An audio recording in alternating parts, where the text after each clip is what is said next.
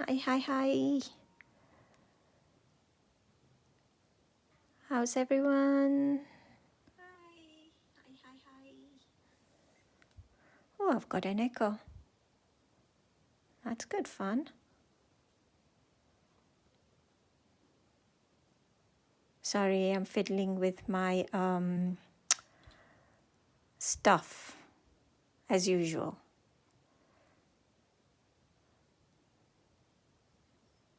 How does one I do this every time. How does one look at comments, right?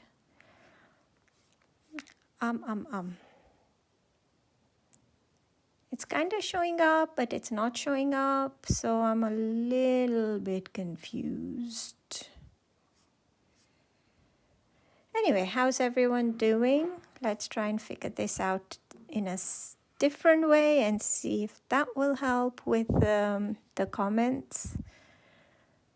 Not that it really matters, does it? Because I don't read them till afterwards anyway.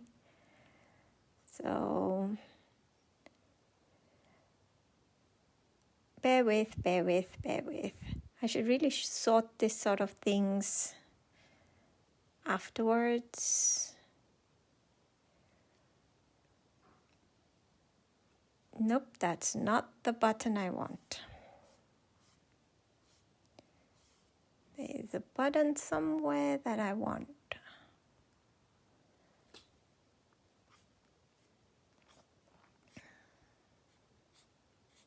Doesn't matter, I guess. It is what it is. So how is everyone doing?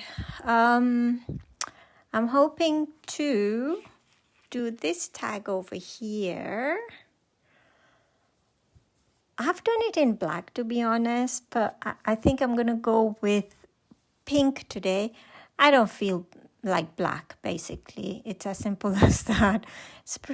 Yeah, black is a bit of a sad color today, so not black. As much as I absolutely love the combination of black and white, it's definitely a pink day for me.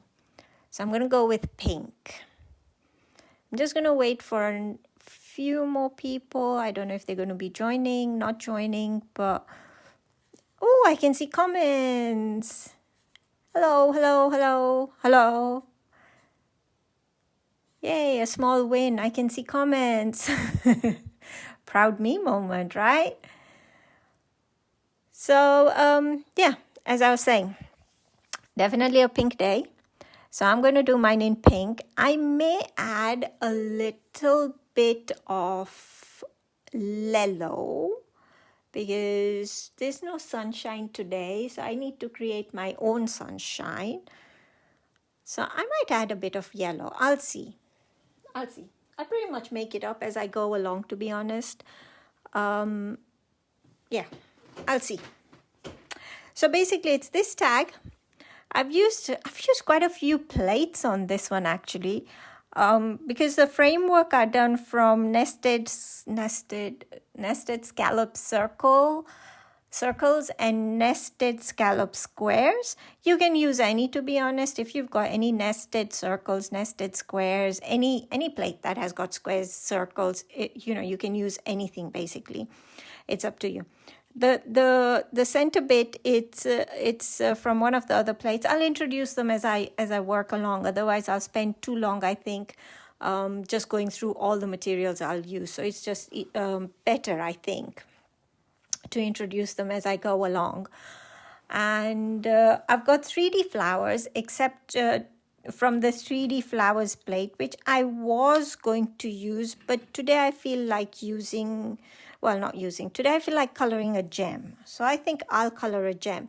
Now for those who haven't seen me color a gem before, there is a video on this page somewhere where I've done like a whole live on gems. So you can always watch back on that one to see. So on this one, I'm not going to spend too long doing the gem because I've done it previously on one of the other videos. So you can always go back and watch that. I'll sort of fast forward on that. Not fast forward, I will do the whole gem, but I won't stop and start and yeah, spend too long on it basically, because I want to do the picot cutting as well, which always takes a while, doesn't it?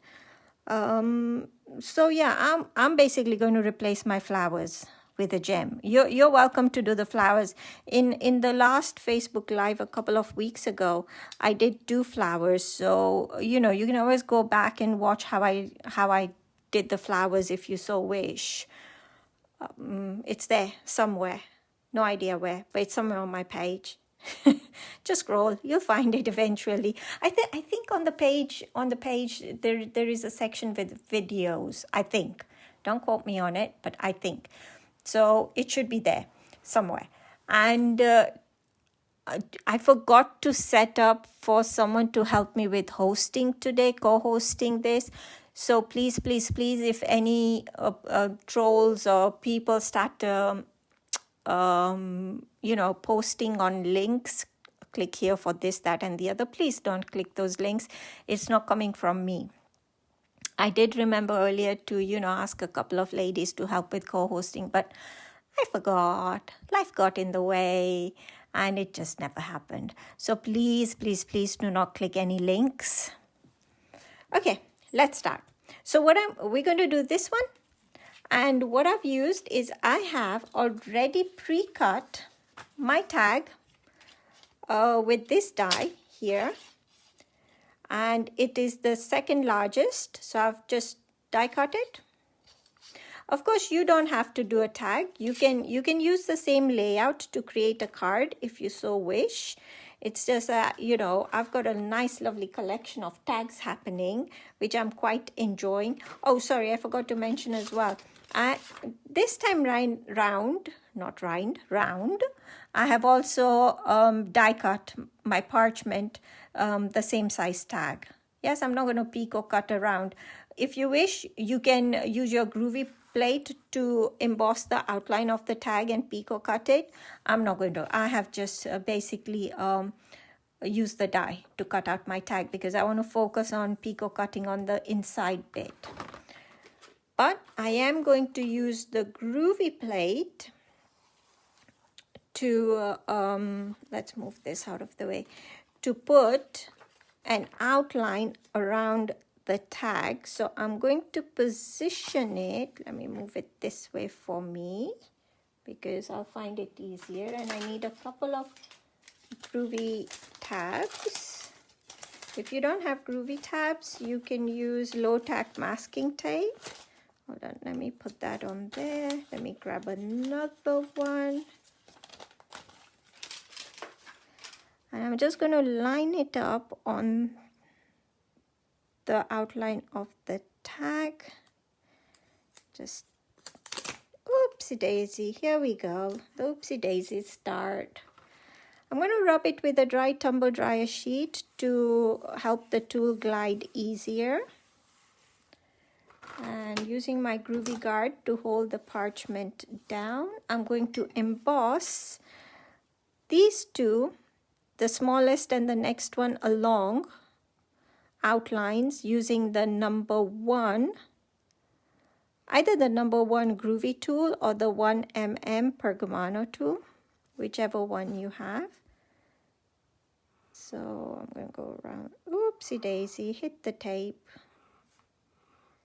So the Groovi guard is helping me keep my parchment down, so it's not lifting as, it's not shifting as I'm embossing the outlines. So along here, and a bit there, and I'm going to go around there. And I'm going to emboss that circle too. I think it gives it, a double outlines always gives the work, the parchment work, a nice, what's it called, a nice frame. It frames the parchment, it frames the work. Mouthful. And I'm going to move my tape out of the way so I can do that little bit there. And I didn't put tumble dry there, so I'm going to just rub it along there. And have those join, and I have got a little bit left over here. Now I like to keep turning my work around.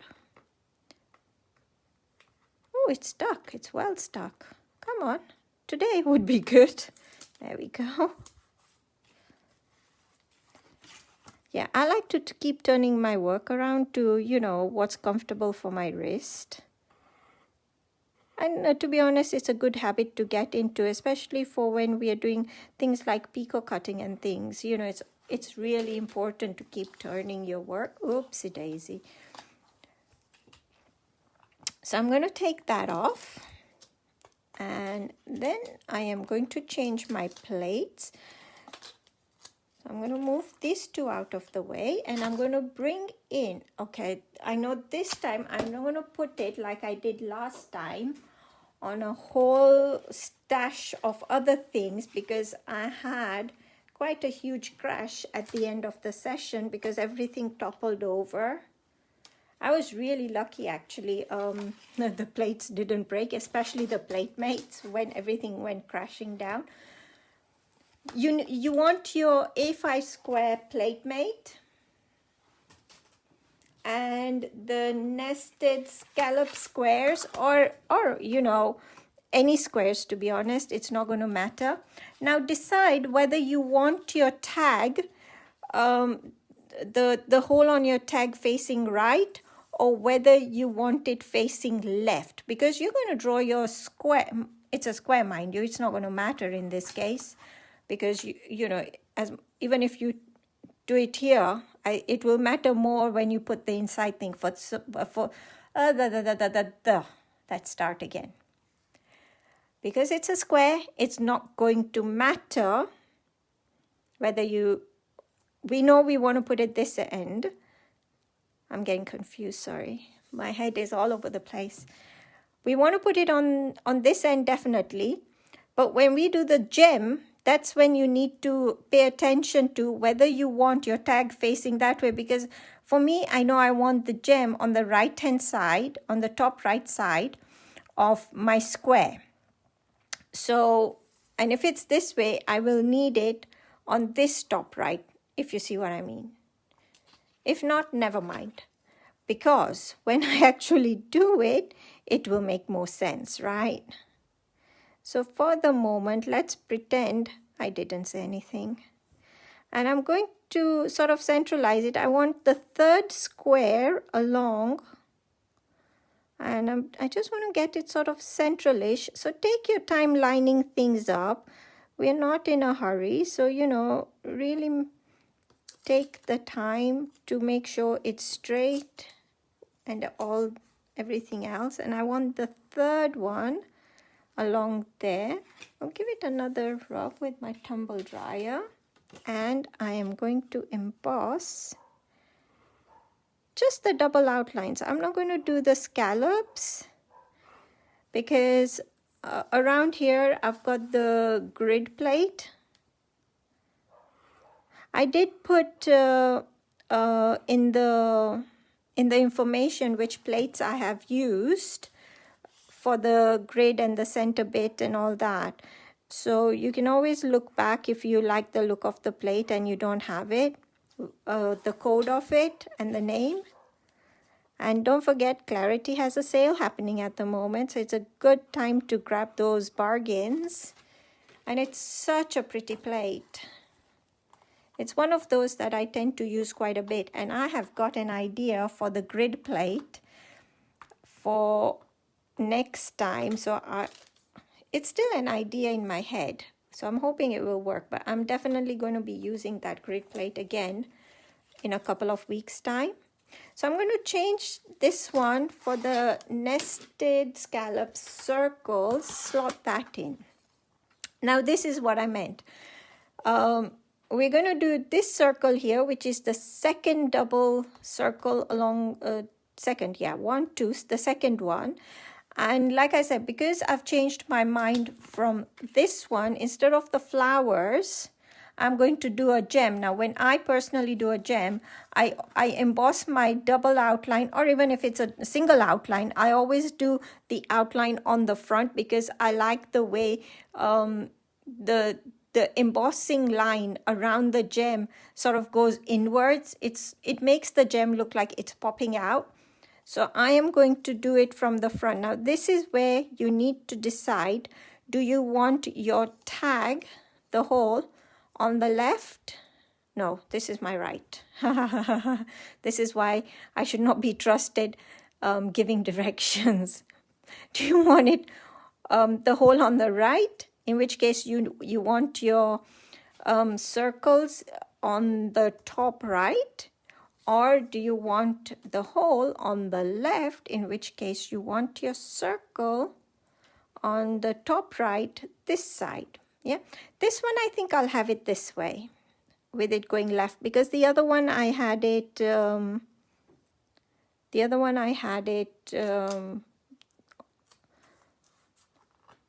I had it somewhere, that's for sure. I definitely did, honest.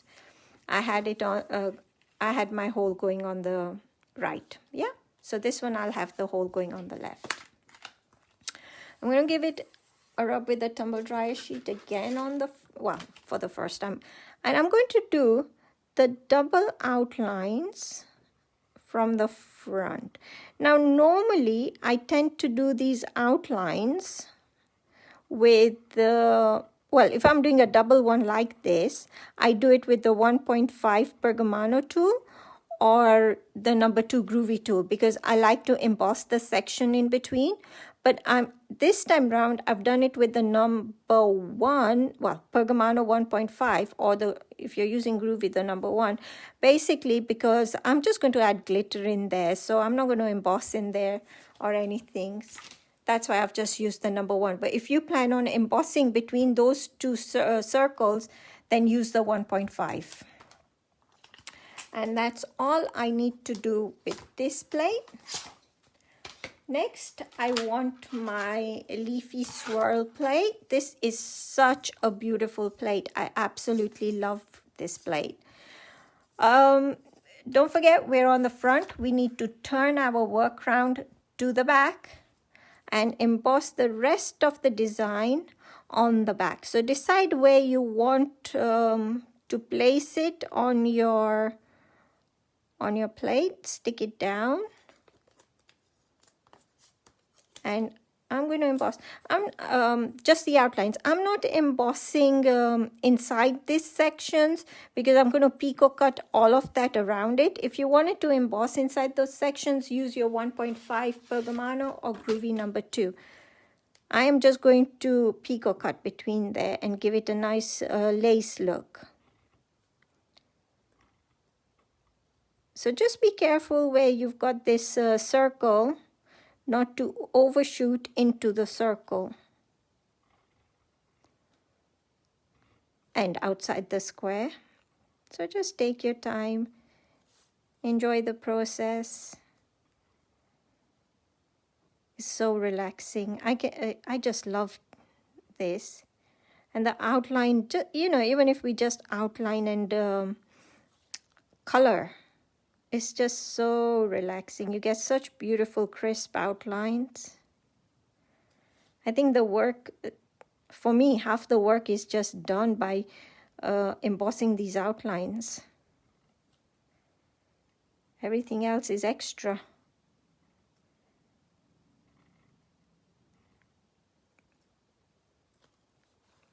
And this little bit.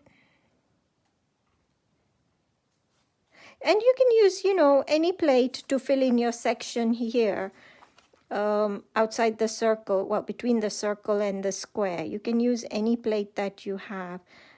But this is such a beautiful plate.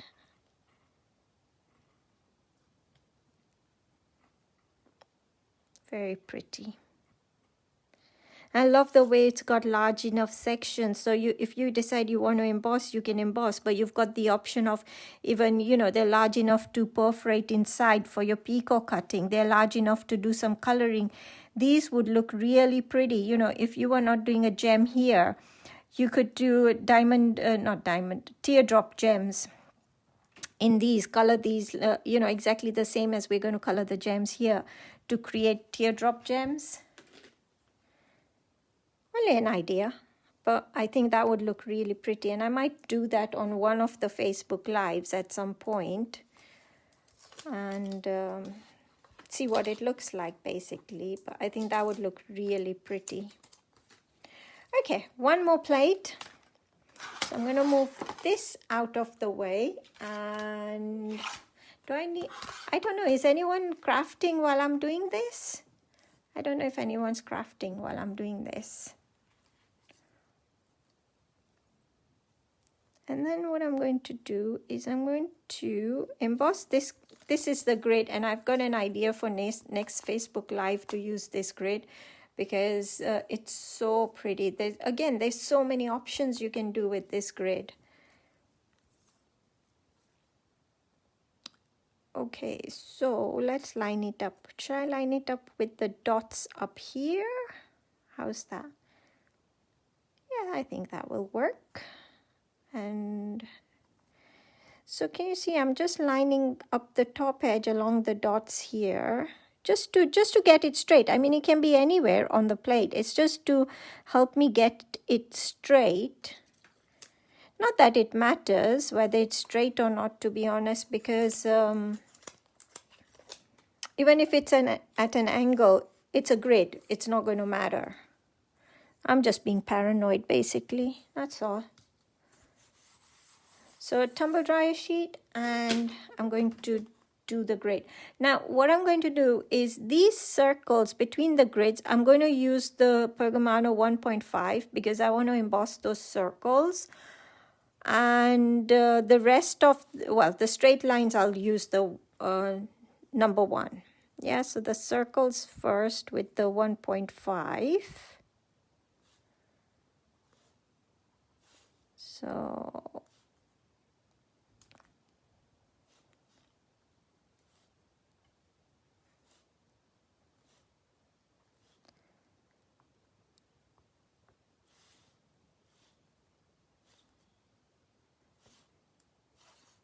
oh, the quiet. I should say something, shouldn't I, instead of going completely quiet? And I'll do this half afterwards. Let me do this because that way I can move the tape out of the way. So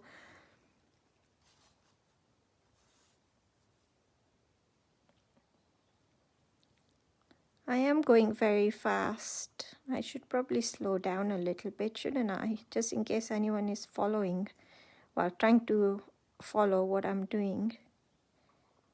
How many of you buy the plates according to what I'm using?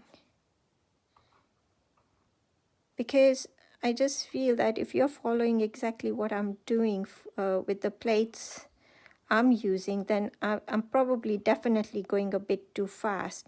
Usually when I do workshops, I'm a bit more mindful to go slower. I mean, I should go slower now as well because in a way I am teaching. But in my head, I don't know, psychologically, I just seem to be rushing. Can you see I've slowed down? A clap for me, please, for slowing down. Massive achievement on my part. I really have to be a bit more mindful about slowing down.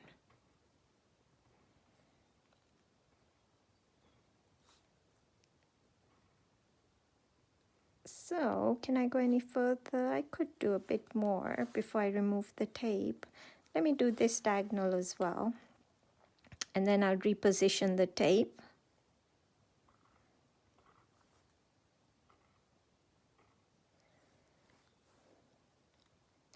And again, you know, when you get to your previously drawn embossed lines, just be careful, slow down and make sure you don't overshoot the lines. It's really worth just taking that little extra, you know, few seconds to... Isn't it funny, as I've slowed down, I'm not sure, my brain slowed down from what I'm trying to say as well. So I'm not able to say what I want to say. sort of, yeah, I can't speak and slow down. How does that work? Normally when you're in a hurry, you know, you can't keep up with words. Or maybe you just get used to working in one particular way. So I'm going to reposition my tape, move it out of the way there, and put it over here where I've already embossed all the lines. And then come back and just finish those. Have I done all that? Yep. So let's turn it round and do the rest along here. So do I have any circles? I have a few circles here. I'll come back. I'll come to those in a minute. Let me do the straight lines. And while you talk amongst yourselves, I am going to look for my glasses. Just as well, there is grooves on this plate, and you know, you go by feel to an extent as well once you get it in. But I think I definitely need those glasses. So I'm going to change the position of the tape once more because I haven't done this side here. I'm going to bring it over here, and now talk amongst yourselves while I look for my glasses somewhere. It is here. I'm not going anywhere. I am here. I just don't know where my glasses are. How do you lose a pair of glasses? Not like they're tiny, are they? I mean, glasses are big. I can understand. Oh, here you go. Here you go. Found them, found them, found them. Okay, so I've got a few circles here, so I'm going with my 1.5 to do those circles. And then there's little, just here, like half a circle there. So I'll do those as well. I don't know if it's big enough to emboss, but I'll see. And then the rest of the lines.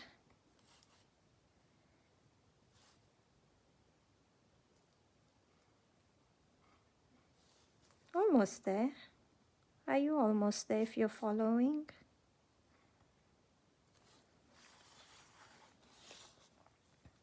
And this bit.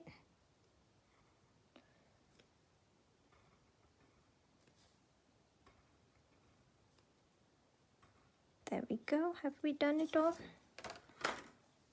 I think so. Yeah, so that's what I've got so far.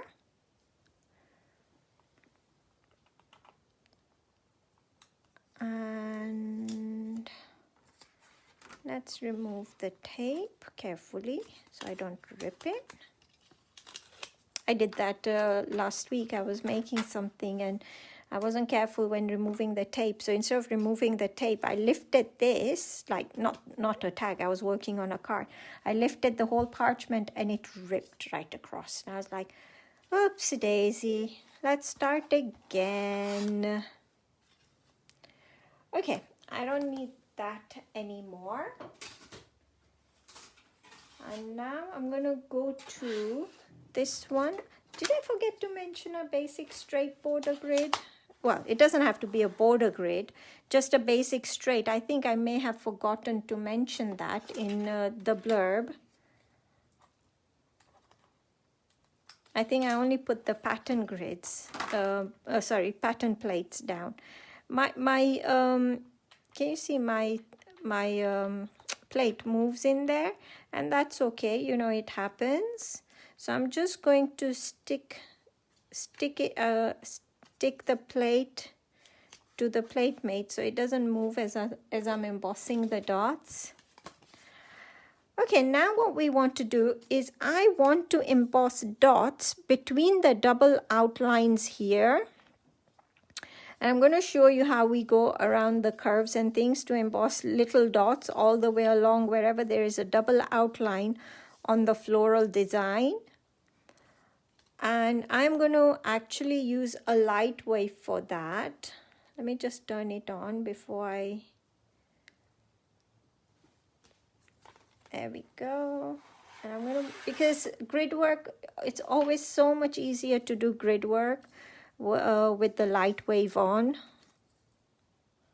So what we want to do, I'm going to use, let me explain first. I'm going to use this outer line. You can use any, but I just feel that, you know, if you just stick to the one line and the outer line is the easiest to follow as opposed to one of these. You don't want to, you know, try and follow one straight one. Yes, they're all straight, but if you go on the middle one, for example, sometimes you can lose track of which one you're following, which line you're following. So I tend to use the one on the outside. Doesn't matter this outside or that outside. It's really not going to matter. And what we do is, so I'm doing between these two outlines here. Yeah, I'm using a 1.5 Pergamano. If you're using Groovi, you're going to use the number 2. Number 2? Yeah, number 2. So between these two, I'm going to put dots. So what we're going to do is, I'm going to do one dot. Yes, there's one dot. I'm hoping you can see that. Am I in the middle? I hope I'm in the middle. I can't see because I'm using my phone. And it's the clamp is right over the screen, so I can't see whether I'm in the middle. And there you go. So I'm going to hold it down. Yeah, I'm going to use the tool to hold it down. I'm going to turn it slightly to bring the next dot, the next hole along to the middle of the double outline and dot. Turn it round to bring it to the middle and dot. Turn it round. So you're just turning your parchment ever so slightly to follow the outline. And there we go. So to show you, that is what we have. Yeah, I don't know. I hope you can see that. I'm hoping you can. I'm showing you just hoping you can see that. So again, I've got a double outline here. So I'm going to do the same. So I'm going to start with the first one along here somewhere when I find it. There you go. Oh, moved it. It's a thinner double line, so that's why it's taking me longer to find the middle of it, but it's okay. And you can see I'm turning it slightly to bring the dot to the middle of the two outlines and turning it ever so slightly as I emboss around. And I won't get one more in there. So we're gonna do that very quickly around. Oh no, sorry, I'm not gonna do it very quickly. I'm gonna slow down and do it. I forgot again, sorry. And then with this one, again, and you can start anywhere, it's not gonna matter.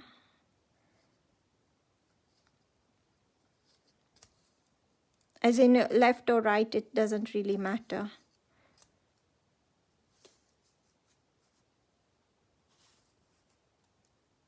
This one, we've turned it almost a full circle, haven't we? Because it's more rounded, isn't it? And then the stem. I'm going to go there.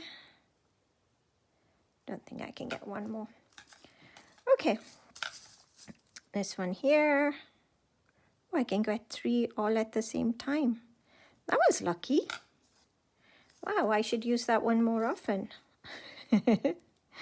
Lazy me speaks. And sometimes you'll be able to get, 2 dots before you need to turn it. Just depends on how much the line curves.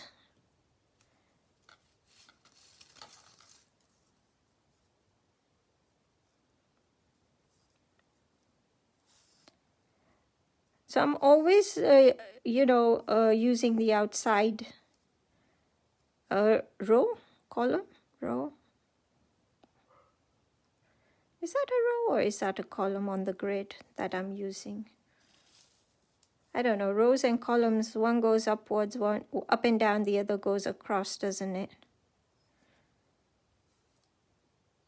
I think a row goes up and down. Does it? Or does a column go up? Never mind. Never mind, never mind. Too complicated. And I think I can get a couple in there. Now the big flower. So with the big flower here, where shall I start? I'm going to go this way. And see, here I can get 3 at a time. I can get one more. No, I couldn't get one more. It's okay. I think I did. Sort of part of it I got at least. And these are straight. So I'm going to go up to there. Should I go one more? Let me go one more. And then I'm going to follow it through actually. I'm going to follow it through to the base here. And then turn it round and come this way. So I'm going to line it up with one of these dots. You know, see which is the closest to this, to one of your outlines if you're doing a flower like this. And use one of those dots. It's not going to really matter.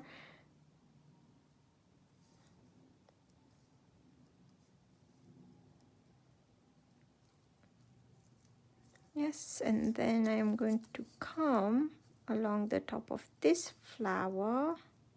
And you know, doing dots like this works really well around any shape, and it makes the shape look really pretty, whether you're doing putting dots around the outside of circles or even inside of circles, on landscape, hills, mountains. They look really, really pretty. So I'm going to use this one here and turn it around. I just love anything circles, dots. I think they're my like sort of go-to shape.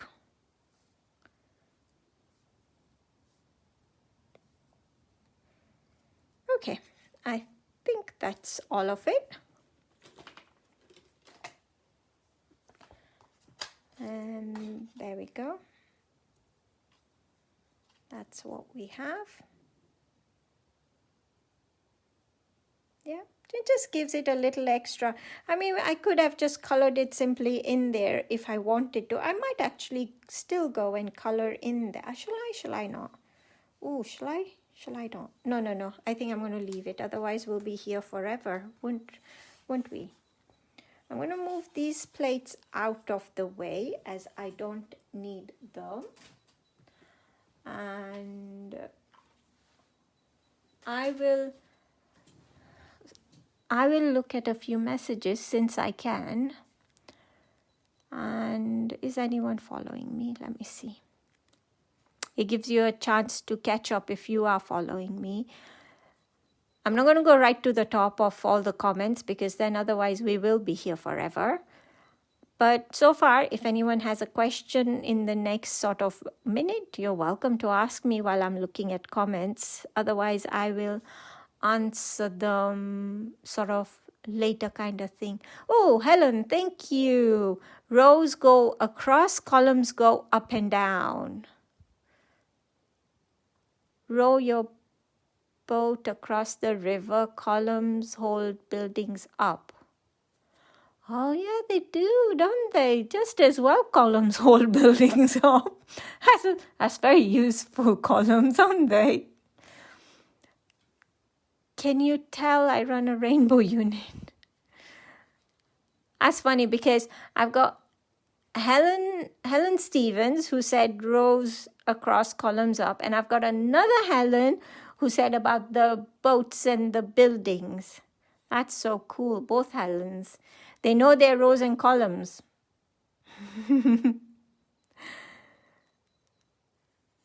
So yes, hello everyone. I'm taking a little breather. Yeah, I'm slowing down. I'm slowing down. I'm gonna get a sip of water quickly. No, I'm not gonna get it. I'm gonna take a sip of water.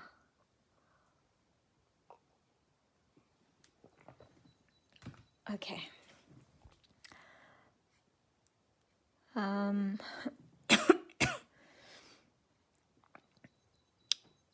Okay, are we ready to move on?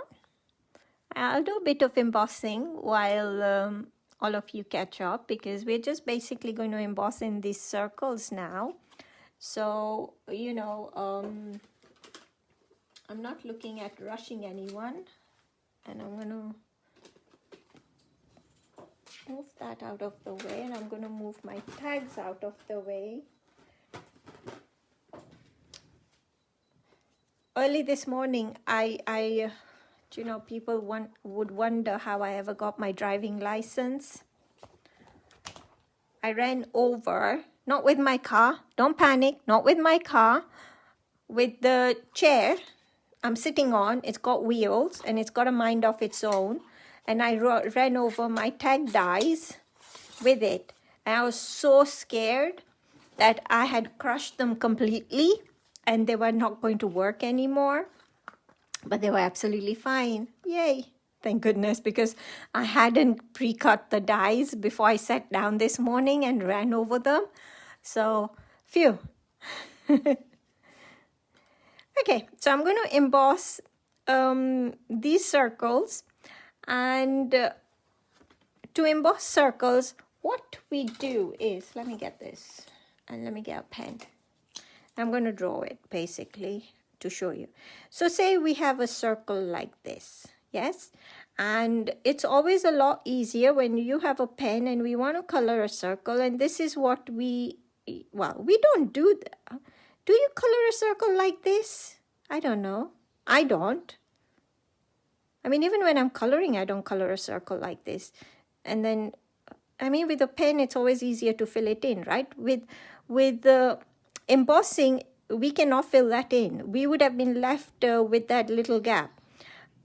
So when we do a circle, yes, we go across or up and down. You can start with either. Seriously? Is this the time my pen decides not to work? Like, really? Let's get a nice pink one. This will work. I think pink is my lucky color. This will definitely work, although it's leaking a bit. Never mind. All the more pink around the page. Circle. So you when you're embossing, you go across, you go up and down, and then you finish in a circle. Okay? Or you go up and down if you prefer, then go across, and then finish in a circle. Yes? But what we do not do is we do not do this. Yes? Because what we end up is with this gap in the middle. Okay? So up and down, across, circle. Or across, up and down, circle. Whichever. Doesn't matter. Now these are tiny, tiny, tiny circles, but that still doesn't matter. I'm using the 1.5. If you're using your Groovi, use the number 2. And I'm going to go up and down in the middle, across, and then finish with a circle. So up and down, across, circle. So all the circles, I'm going to talk to myself and go up and down, across, circle. I'll do it in my head so I don't irritate all of you.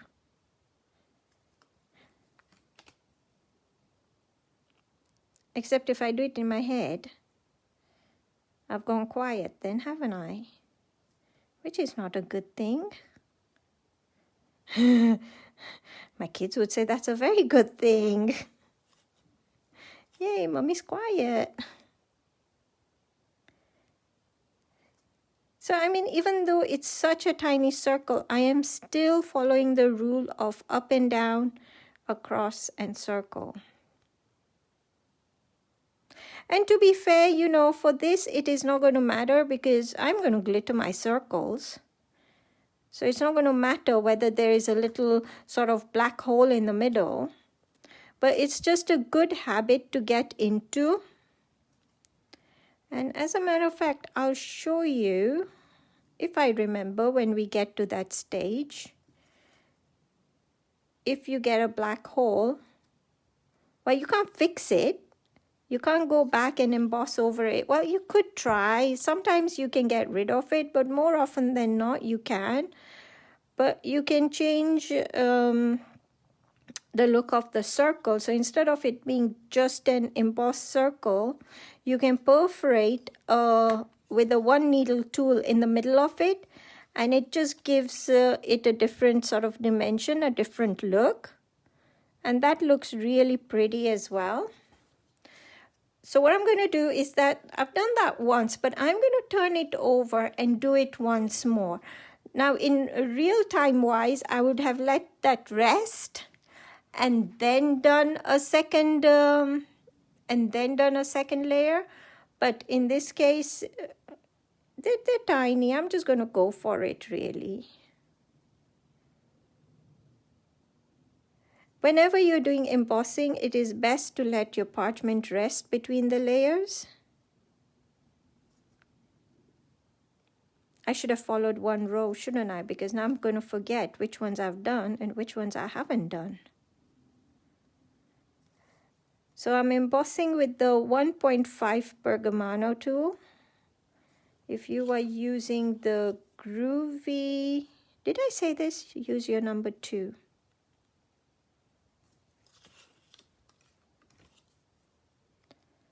Did I go along here? Did I? Didn't I? I'll turn it around and have a look once I've done all of them. So, you know, with my second coating, with my second layer of embossing, I'm still going up and down and across and then in a circle. I like that second coating. I think that's what I'm going to call it from now. Instead of, you know, layers of embossing, I'm going to call it coating because I think that makes me giggle. And giggling is always a good thing. Well, I think so anyway.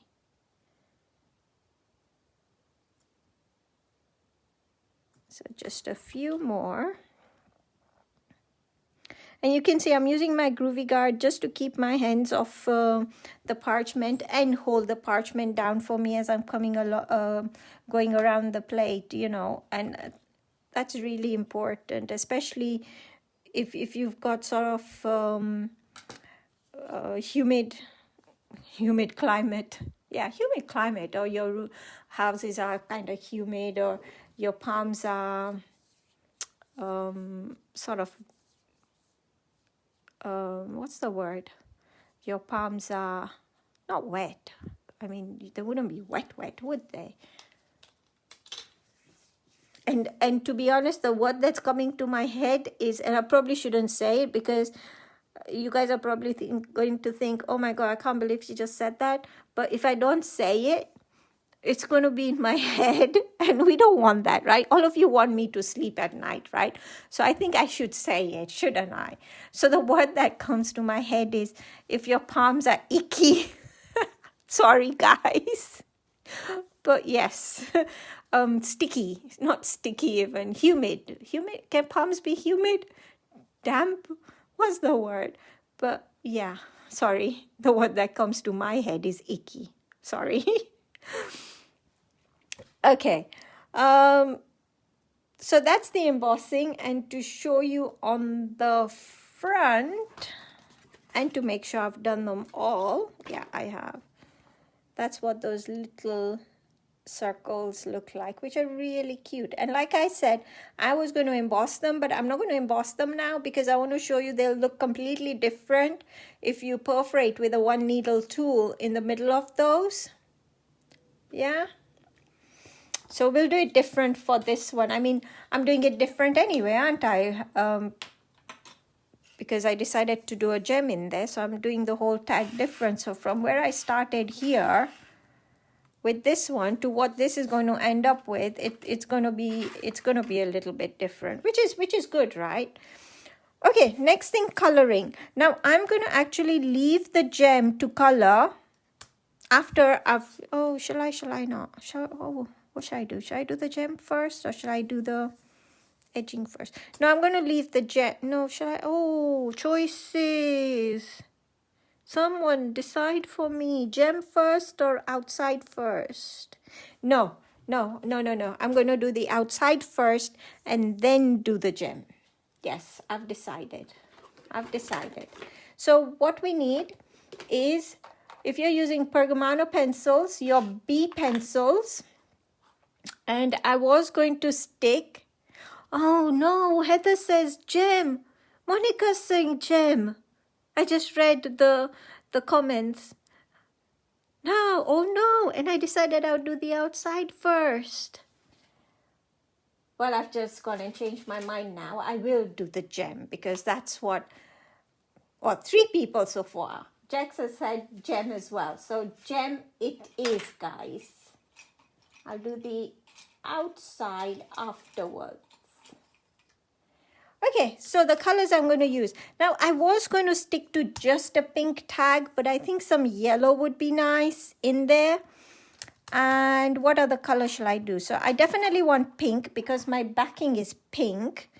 I want a bit of yellow because I need some sunshine in my life. We need a white. And do I want one more color or don't I want one more color? Should I stick to 2? Life is so difficult when you can't decide. Shall I go with, I'm going to go with, okay, I'll see. I've taken out 3 colors. Basically, if you're doing a gem, you want a white, you want a light color.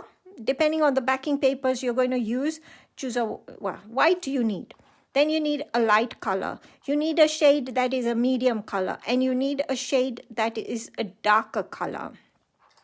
So I'm going to go with these 3 colors and cross my fingers and hope for the best kind of thing. And then we need our dorso oil. Yes, dorso oil. You need a sponge to put your a drop of dorso oil on. So I'm going to put just a teeny tiny drop. There we go. That should be enough. We need our blending pen. I've lost my blending. No, it's here. You know, every time I find something sort of in the first go when I'm looking for it, I feel so proud of me. I probably shouldn't feel proud of me if I need to, you know, if I'm looking for things that often. I should probably put things a bit better. I tend to have a separate nib per color, but you may have sort of fewer nibs than I do. And, you know, if that's the case, once you've used sort of similar color, just rub it off on a piece of paper, the excess, and you can use the same nib. And my darker color is, it says B4. What is B4? I think it's a dark blue. I'm hoping the dark blue and the pink will make me a nice, pretty purple. This is why you shouldn't maybe have so many nibs, because I'm spending longer looking for my blue than find, you know. Is that a blue or is that green? That will do. Even if it's a green, I'm not I'm not going to stress over it, to be honest. Life's too short. It's only a gem and everything is good. So I'm going to start with, no, I'm not going to start with blending without putting the color on first, am I? It's not going to work. Now, because I have decided my tag is going this way to the left, my light is going to come from this direction.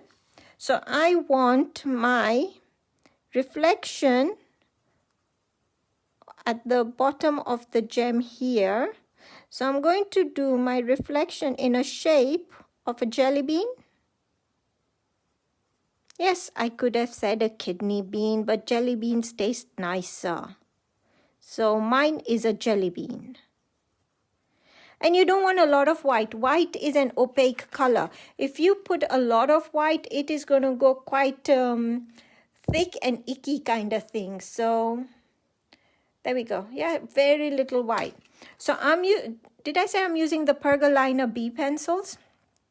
So that's the B1. If you're not using Pergolina pencils, or you don't have Pergolina pencils, you can use your polychromos. You can use well, any blendable pencil really. Most of them will work with this technique. The other thing, the thing that won't work is water-soluble pencils for this technique using the Dorso oil. So other than that, any blendable pencil will work. Next, I am putting a halo around my jelly bean with the yellow. The yellow is a very light color. So I'm going to sort of put quite a dark color down. Then I am going to use my medium color, which is my pink. And I am creating a crescent at the top. Yeah, am I in the middle? And sorry, I forgot to mention we're on the front. We're going to do it on the back as well, so it's not going to matter. But yes, sorry, Lynn, I forgot. Thanks for asking. I should really look up more often and read comments because I can see there is questions and I'm not keeping up with it. But yes, sorry, we're on the front. We're going to color on the back as well. But for the moment, I'm on the front. And I'm going to color that. So I've created a crescent at the top. Now, by creating a crescent, what I'm doing is I'm following the shape of the circle. Yes, it's rounded. So if I went straight across there, that's not going to look right. You want to, follow the shape. So I'm going to bring it a little bit lower into the yellow. And where the yellow and the pink mix, it will give a nice sort of orangey tone. And can you see I'm just rounding it off slightly around there so it's not dead straight. And then with the darkest color, I am going to do the rest of the section up there. Yeah, and I'm going to put a little bit along here. And where the blue and the yellow mix, I'm going to get a nice green. So I'm going to have quite a few shades happening on this gem. I'll just bring it a little bit lower. Okay, time to blend. So I've got my oil on my sponge. I've got my blending pen. So I'm going to start with the white first. Now I tend to keep a completely separate nib for my white. So I'm going to just touch it on my oil, and that should be enough. And little round circular motion to blend that.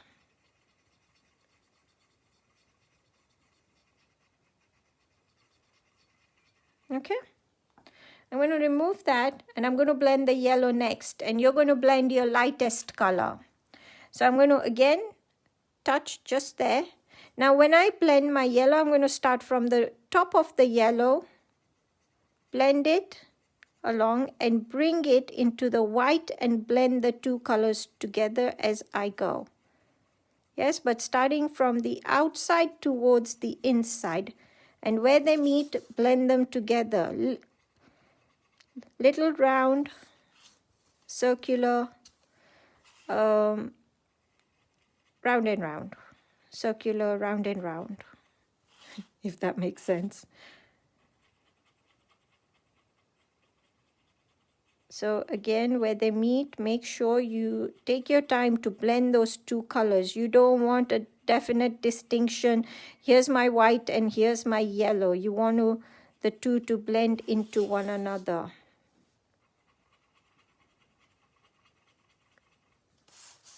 And keep turning your work around.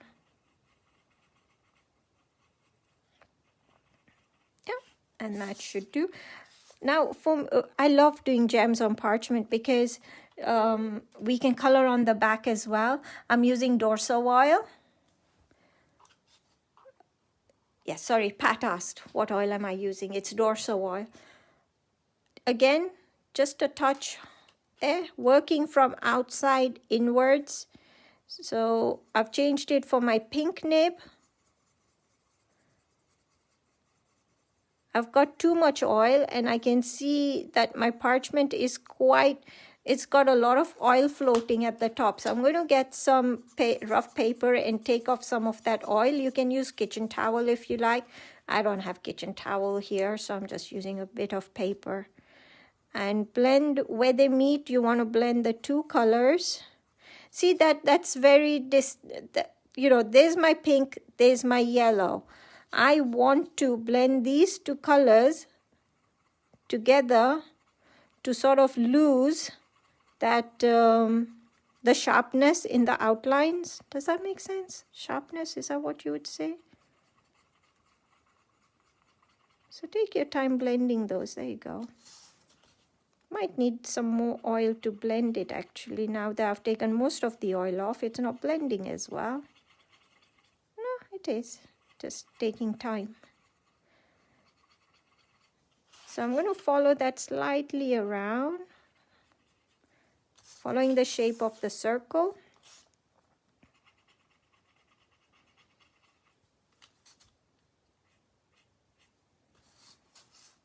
Does that look blended? I don't know. To me it doesn't. But then maybe I'm looking at it too closely. I'll see. I'll wait till I've put the layer at the back and then decide if it needs more blending. And now the final one. So again, a bit of oil. And working around there, working in, and then blending the two colors together.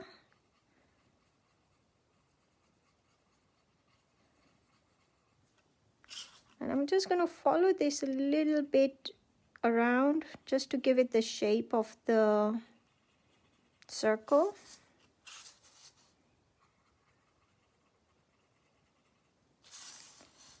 And the base here. Now this I don't need to blend a lot because I put just a thin line. So I just need a little bit. Yeah, I think that's pretty good. I want to pull the color a bit round. And you can see I can pull the color a bit further up if I want without needing to add more with the pencil, because the oil will help you drag that color to, well, wherever you want to take it on your gem. Okay, I think that's pretty good. And we're going to repeat that on the back. Just going to blend it a little bit there. It's really important, take your time to blend those colors together where they meet.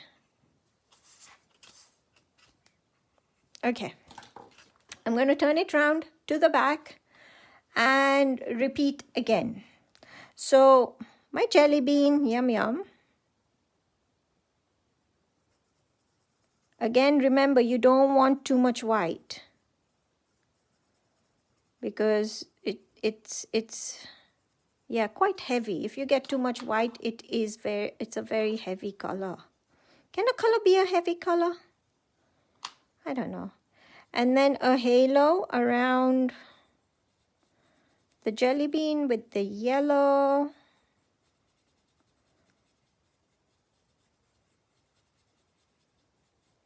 And then the pink, remembering the crescent to follow the shape. And let's bring it a bit lower.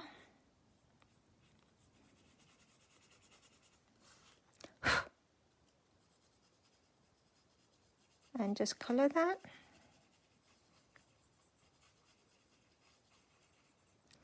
And then the blue.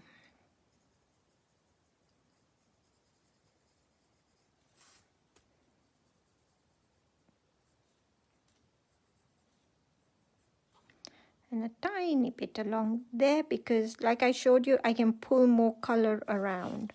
I don't know, maybe put a bit more. I don't know. I pretty much, just go with whatever I feel like doing and then hope for the best. And I put my glasses down. I don't ask me why I took them off, but I did. And now I can't see.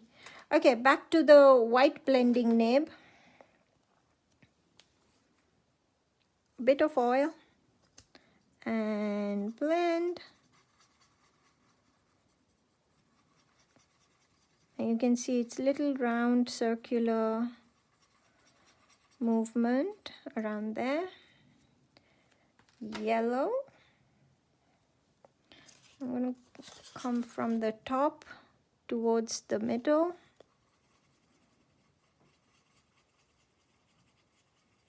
And where they meet, you want to blend those together.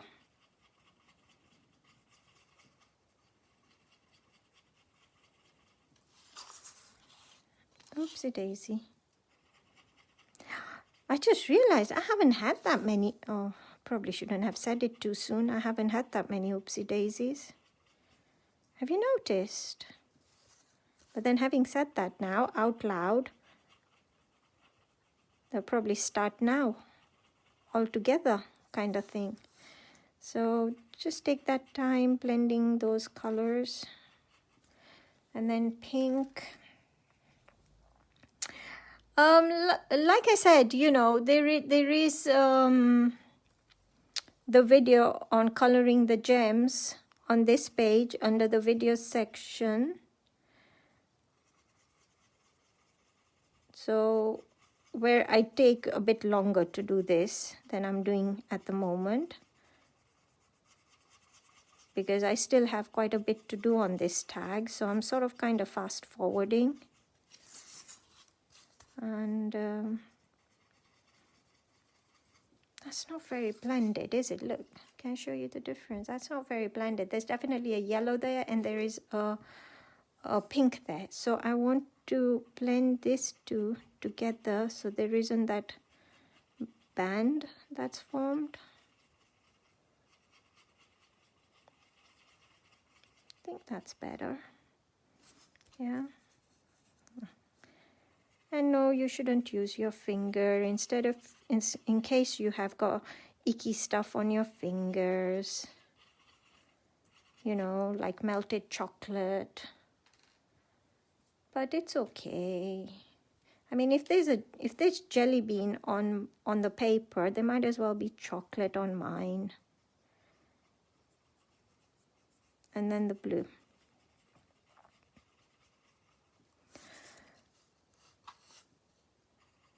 And I'm going to follow that shape around, blend these two colors together where they meet. I'll follow this, so a little bit there, a little bit there. And you know, keep turning your parchment around. It's easier to do that than your wrist going in all sorts of directions. And I think that's good. So now have a look on the front and see, are you happy with the depth? Put it on your backing and see what it looks like. That's on my backing, and I don't know if I want some more color on it. I think I want a bit more color on it. So I'm going to put one more on the front. You may not need to. I just feel on my backing it's sort of getting lost. So I'm going to put one more on the front. But this time, I'm just going to stick to two colors. Well, and the white. Because I've already got my dark along there and along there. So I'm not going to put any more dark down. I'm just going to put two more. The blue is quite dark, so I definitely don't want any more darker on there. Considering I wanted more pink, it's become really dark. So I'm going to tone it down by going over the top, right to the top in pink, and it's going to tone down that blue. I don't like the blue. So I'm just going to tone the color a bit. I'm going to make it more pinky blue. So I've gone over the whole thing. depending on the colors you have used, you may want to just stick to the 3 colors if you're doing one more at the top. Yeah, I just didn't like the blue. Okay. And then again, I'm going to blend that. Now, I might have enough oil on my nibs, so I may not need more oil to blend because there's already oil on these nibs. And then the yellow.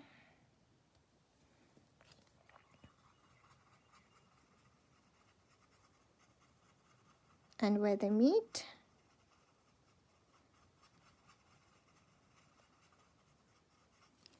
And then the pink.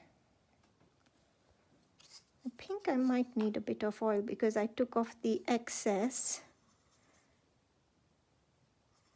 on the piece of paper when I was blending at the back.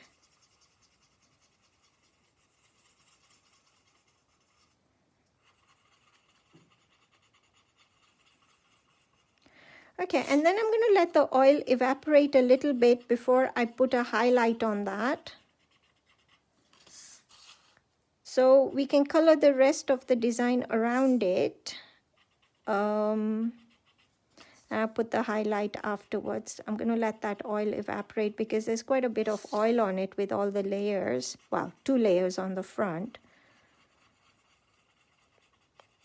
So for anyone interested, what colors did I use? I used B1, and then my Lelo was B9.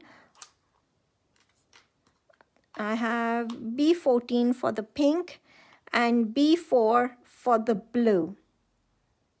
Yeah? So for anyone interested, those are the colors I used. Okay.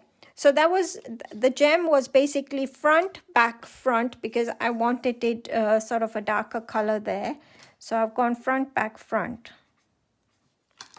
And you can keep going until you get depth. You know, you can put another layer on the back if you so wish, but I think I'm going to stop at that.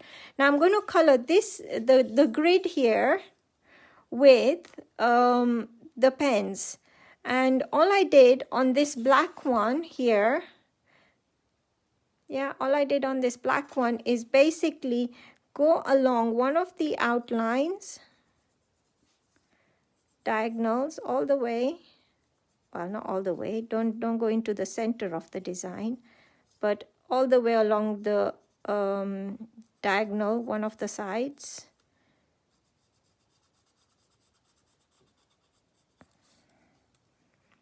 I'll turn it around to do this.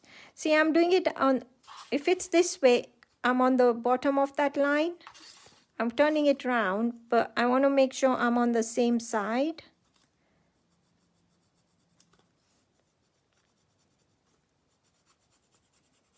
And you just need a little bit. You don't need a lot because don't forget when we blend this, it's going to spread. As we blend it, it's going to come a lot further in. Yeah. And then I'm going to get my blending tool, some oil, and some oil, and blend that. So I'm going to blend all the way along.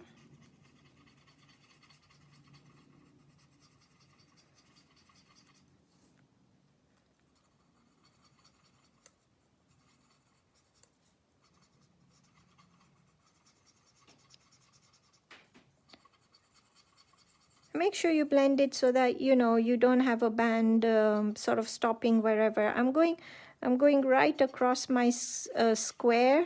If I think there's still oil on my as I'm blending, I can still see oil. I blend it all the way along, and that will help get that graded effect.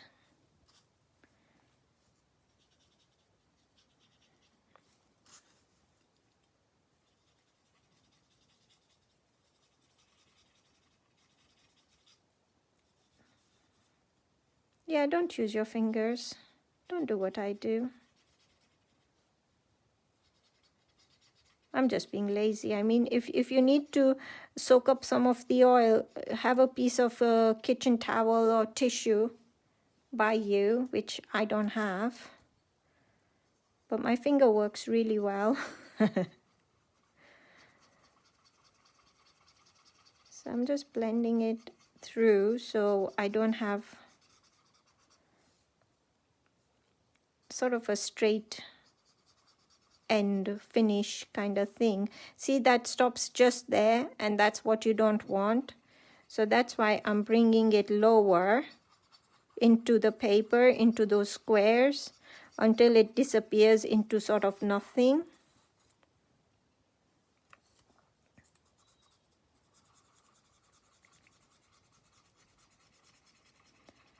And again, I'm sort of doing little round. Well, they're not little anymore, they're quite big because I'm rushing it. And it's a larger area, so I can get away with sort of larger circle movement of my wrist. Have I got enough pink? Probably. Now I bet this square is going to go, these squares along this row is going to go really pink. It probably didn't need more pink. It's gone really dark. Has it gone dark where you guys are? It's gone really dark here suddenly. I think it's about to rain. I didn't even set up my light. So now when I do coloring, I generally normally tend to use my light wave when I'm coloring, except when I'm doing a gem. I don't use my light wave when I'm doing a gem. But when I'm doing like this sort of, I do tend to use my light wave. I haven't today because, well, one, I forgot. And two, I just find it easier when I'm demonstrating to sort of keep on track and not forget the next step, which I would have. I'm going to add a bit of yellow. So if you're not going to add yellow, if you're keeping your tag sort of one color, then where I am going to add along another diagonal yellow, stick to the same color pencil for you. Yes, so I'm going to add on one of the other diagonals along there some yellow. So you may want to use the same color, up to you. I like yellow, so I'm going to use it basically. So again, I'm putting color on the bottom of one of the outlines, and you keep it along all the diagonals going in that direction.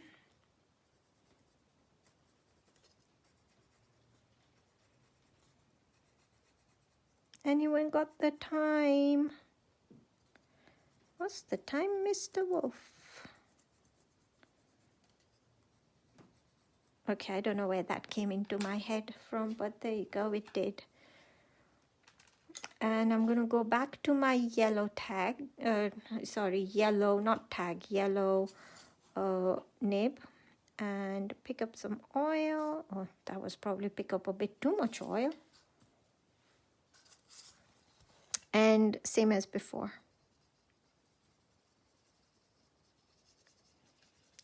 And again, you know, I'm going to pull the color through so it just doesn't stop.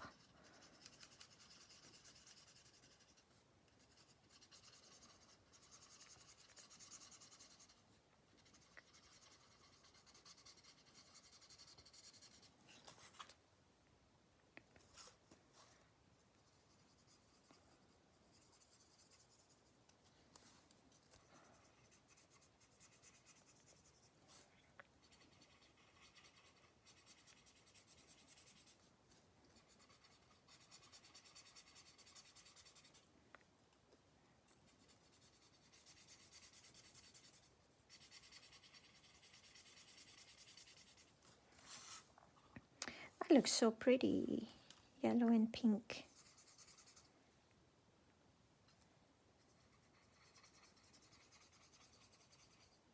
Am I in the middle? Just suddenly remembered, am I in the middle?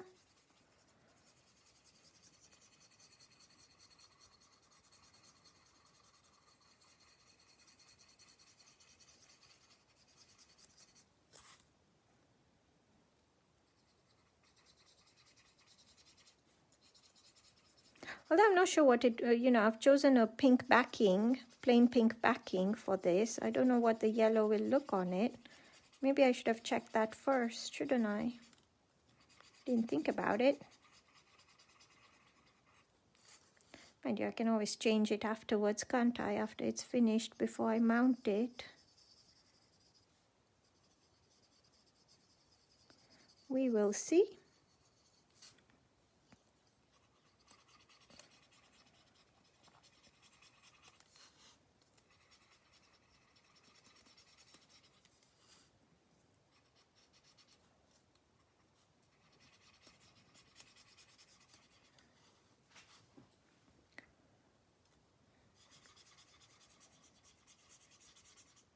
How's that looking? There we go. And if I put that on there, that's what it looks like. There you go. That's what it looks like. Yeah, I think that's quite pretty. Except now, do I want more? Or don't I want more? Now I'm just playing. How are we doing for time?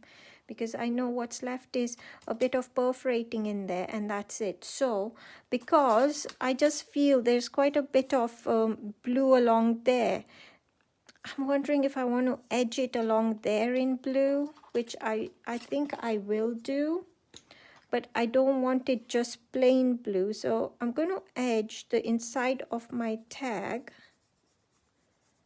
with the blue, just to bring in some of that blue from the gem. Otherwise, I just feel it's looking a bit lonely, the blue in the gem. Needs a friend, right? Needs companionship. I'm going to put some blue. But like I said, I don't want it to be solid blue.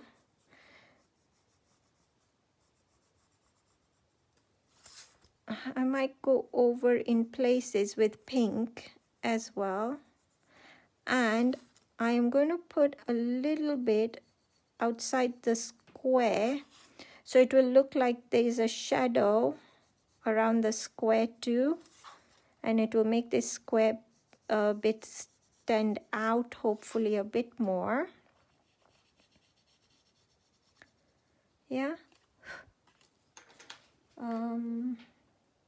I say every time I'm only going to do I say to my daughter, I'll only be about an hour and a half. I won't be longer, honest. I always end up doing something that takes far longer. So I'm using my purple as well, and when I blend these two colors, it'll give me sort of pinks and blues rather than just the blue on its own, because I don't want the blue on its own. It looks nice, but because on the gem I went over with the pink, if you remember. So I want to bring some of that pink into this as well. It's just sort of coordinating the inside with the outside as well a little bit. And of course creating more work than we need to. But if it looks prettier, trust me, it's worth it. Now what color? I'm going to use my pink nib rather than my blue nib, because I want it more on the pinkier side than the blue side. So, you know, where you've used two colors, yes, then you have to decide if you're using different nibs, what color nib to use. Because I want mine sort of more pinkier, I'm going to use my pink nib. And I'm going to blend that towards the outside and spread it so that it's sort of, I'm not left with a band again. I think I need some more oil. I don't know, maybe if I press harder I might pick up some more oil. Oh yeah, I just needed to press a bit harder. And I'm bringing that down. Can you see I'm blending it into the paper until it disappears? And this one, I don't like the spludge there, so I'm going to blend it out into the paper as far as it goes.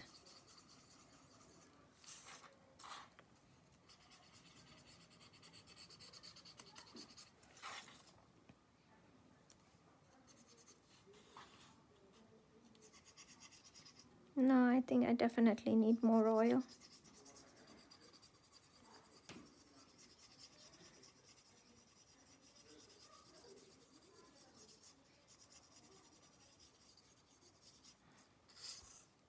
So where it's, can you see over there? I need to just blend that a little bit into nothingness. Is that a word, nothingness? Well, it is now. I'm sure there is a word, nothingness. I don't know if it applies to this. And I'm just going to hold it there. Probably should have used my Groovi card rather than my sleeve. Mind you, at least the sleeve will help soak up some of that oil, right?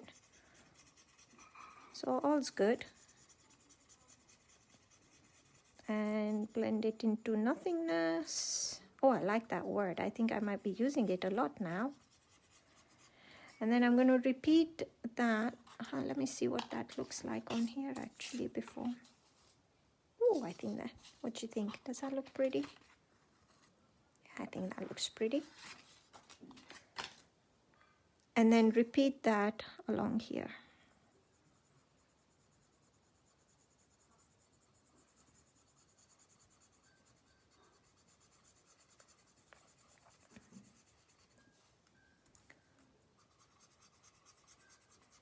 I can hear the kids and my sister in the kitchen, and I'm wondering what they're doing because I'm hearing a lot of clanking of utensils. So now I'm being nosy as to what are they doing. I am going to put some oil because I'm really struggling to blend it nicely. It's and you know it looks grainy and it doesn't look smooth if you don't have enough oil on your blending nib. And I'm finding this is looking very grainy, so I've just put some more, just a drop of oil on there. And hopefully that will fix the, yeah, so much better to blend. There you go. I'm not pressing as hard now as I was having to get every little bit of oil off the nib. And keep turning your work.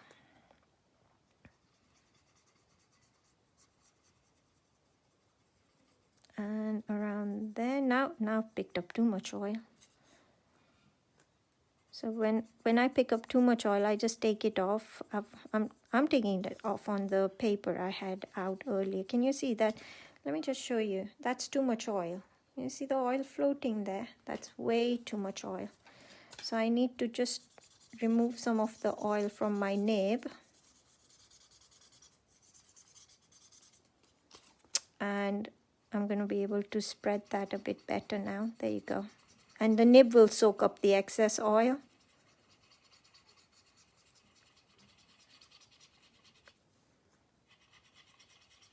So I just need to be careful how much oil I'm picking up, because there I picked up too much.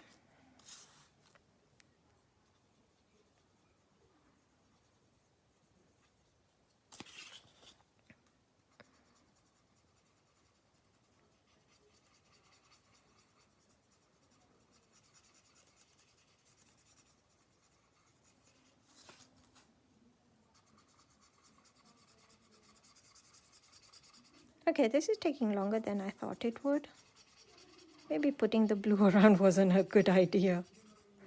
Are you bored of watching me do this now? Well, if you're bored of watching me color this, think how bored you're going to be in a minute when I do perforating and picot cutting. You're going to be even more bored. Maybe that's a good time to get up and make yourselves a cup of tea and coffee.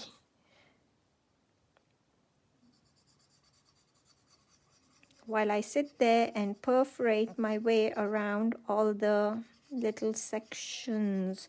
Do you know, I'm really struggling to say the word sections. Really have to stop and focus. Turn it round and final side. Yippee!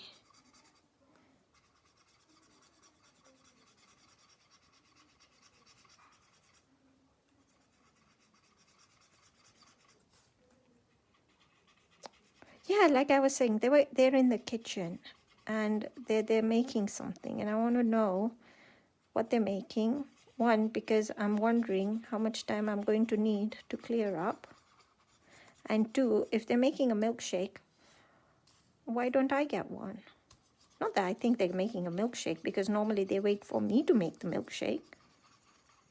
But you know, there's always hope that that's what they're doing, and they're going to bring me a huge cup of milkshake. Not cup, mug.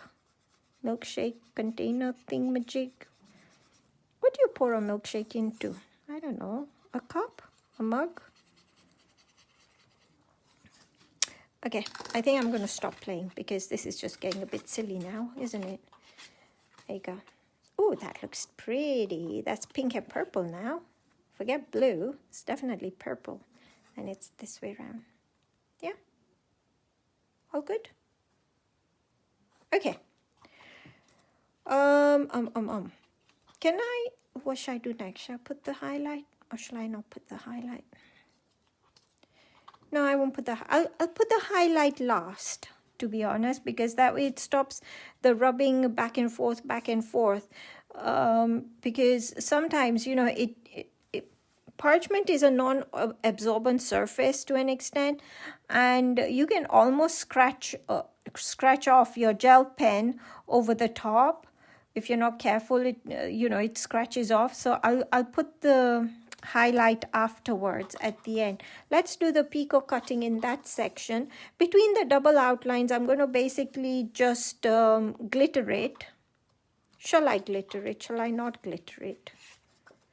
I've glittered the other one. Actually, no, let's not glitter it. Let's just finish this one. Since it's out, right? And I'm going to color with the Pergocolors exclusive pens or any water-soluble felt pens. I'm using Pergocolors exclusive. I'm going to use the purple one on this. And sorry, I should have warned you, I'm going to my light box. I was a bit silly, wasn't it, not mentioning it beforehand. And I'm just going to color in those outlines instead of glittering it. And it's coloring on the back with this. And I did forget to mention it, didn't I? When we did all this on the outside, it was on the back. I'm pretty sure I forgot to mention on the back. I'm sorry if you did it on the front. Almost all the coloring we do is on the back. For the gem, yes, we do it front, back, front. But other than that, everything is on the back. Yes, there is some techniques, you know, where we color on the front. But not for, this was not one of them. For this bit, I mean. Okay, I'm going to color in this double outline. Having said I'm not going to glitter, I just remembered I was going to glitter the gem, wasn't I, around the surrounding. So am I still going to do that, or am I not going to do that? Decisions, decisions, decisions. Well, do you know what? If they made a milkshake, I didn't get offered it because they've all gone. Now, yes, it looks messy on the back, but on the front, the white outlines will still be white, so panic not.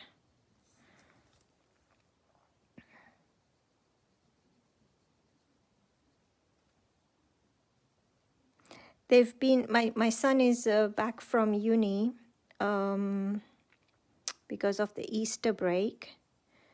So he's here, and he's been on a milkshake thing over the last few days. And it's new flavors every day. Well, not every day, but it's like, can we have this? Can we have that? Let's try this.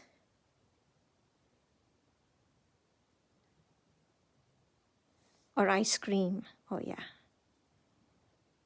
The other day we got ice cream. I mean, who would have thought you could get ice cream delivered? I would have never thought, you know, you could get ice cream delivered without it melting. But we got ice cream delivered. That was so much fun. And I chose birthday cake. I mean, why would no one have an ice cream that's ice cream and cake sort of together? That's like having a cake and having ice cream. But it's only considered as one dessert, right? I mean, why would I say no to that? It was okay. I mean, taste-wise, I wouldn't say it was the nicest taste I have ever had. There was very little cake in it. There was cake. There were sprinkles. There were sprinkles in the ice cream, which was like really weird. But most of it, unfortunately, I think they spoiled it a little bit because most of it was this blue syrupy gooey thing, completely artificial syrup. Goodness knows what it was. Have I gone off the screen? I'm going further and further and further away on the light box, I just realized. Yeah, I don't know what syrup it was, but it tasted like candy floss, cotton candy. And yeah, that spoiled the taste a little bit.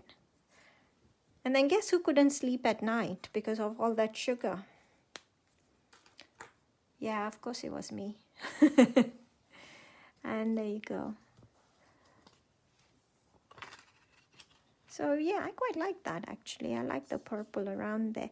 The gem, I'm sort of confused. Shall I glitter it? Shall I not? Or shall I just, I'm going to color it for the moment. And then later on, if I decide I want to put glitter, I'll add it in. After I've mounted it, I'll think about it.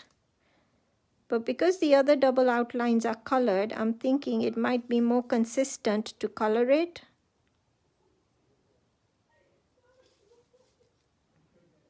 You know, as much as I say to myself, stick to the plan, stick to what you've prepared, it just doesn't work because in my head there's so many other things. I think, oh, let me try that. Oh, let me try this.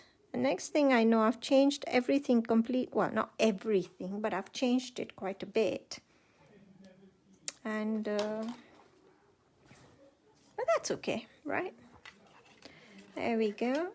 Ooh, that looks pretty. Yeah, I like the purple actually. I think I'm going to leave it that purple. I'm not going to put any glitter on that.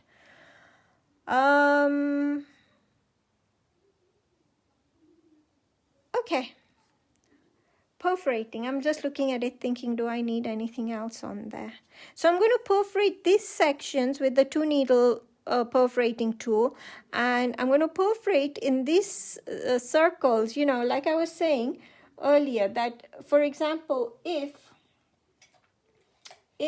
I'm just trying to get a fine 1 needle tool out because I didn't put that out. That wasn't part of my today's plan. If you get a black dot, what happens is, you know, it's very hard to fill. But you know how we've been turning the parchment back, front, back, front, back. What's happened is that the tops of these circles where we had embossed have been rubbing on the mat itself. And can you see, as much as it was very white to begin with, I don't know if you can see, it's sort of burnished gray areas on the tips there, and it looks like I haven't embossed it properly, but I did show you my embossing was absolutely fine to begin with. but because we turned it back and forth, it sort of rubbed on the surface and it's sort of burnished on the tops of those. And originally I was going to glitter it so it wouldn't have shown, but now because I'm not going to use glitter, I am going to perforate. Oh no, wrong mat. I am going to perforate over those. So I'm going to put that there. So I've got the super foam, which is the 1 centimeter thick foam, and the pico foam. And with the 1 needle tool, I'm using the fine 1 needle tool because it will give me a finer hole in the center of those. I don't want to make the hole too big actually. I use this for my 2 needle perforating as well. And this is the blue mat, hard on one side, soft on one side. I use it for perforating. Don't use your normal embossing mat that comes in your starter kit. Don't use the one you use for embossing. So I use this one for my embossing. I don't want to perforate on that because I will not be able to use that for my embossing. So I've got a separate mat. So I use this blue one for my perforating. I just find I get much neater results with it. So that's what I use. But if you don't have it, you can use, like I said, your super foam and your pico foam to perforate over. And holding the tool upright, where am I? Am I in the middle? I'm just waiting for, there's sort of a lag between what I'm seeing on my other screen to what I'm saying. So I'm just waiting for it to catch up, and there you go. So just with the 1 needle, and a tiny hole in the middle. And that looks so pretty. Take your time, line up your needle tool before you perforate.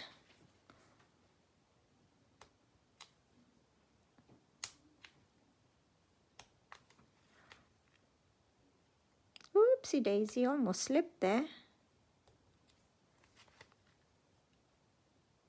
So holding your 1 needle tool upright. I am using the fine 1 needle tool. I'm perforating on the front. So all the perforating and pico cutting is on the front.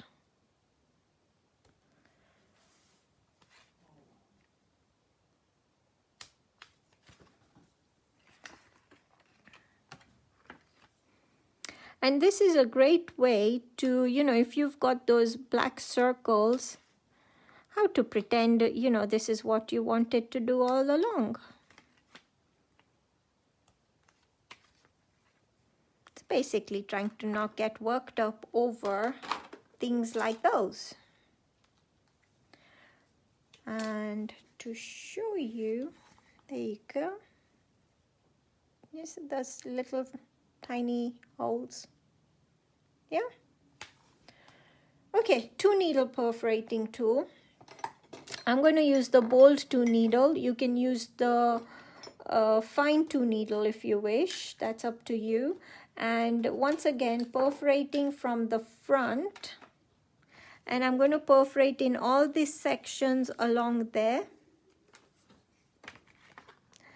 So let's start on the inside first. So I'm still going to use this mat because that's what I prefer.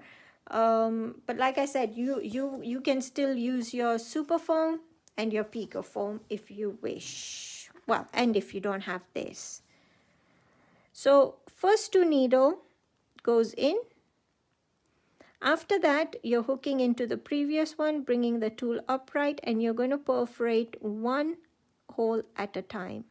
What this will do is it will give you even spacing between all your perforations. Yes.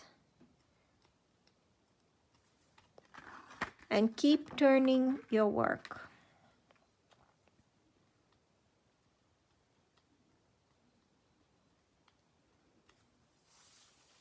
It's easier to turn the whole mat than turn the What should I do? Let's do this one. I hope you can see because it has gone quite dark here. And I hope it doesn't come across as too dark on the screen. Mind you, I've got my gadget that's set on really bright settings. So to me, it looks very bright, but you guys may not have your computers or gadgets set on very bright setting.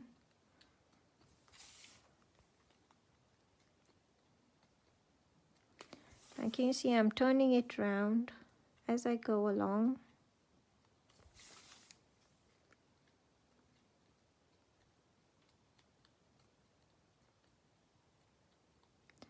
And that's sort of, can you see it? I don't, to me it's not going to matter. It's become a bit closer there, but by the time I picot cut that,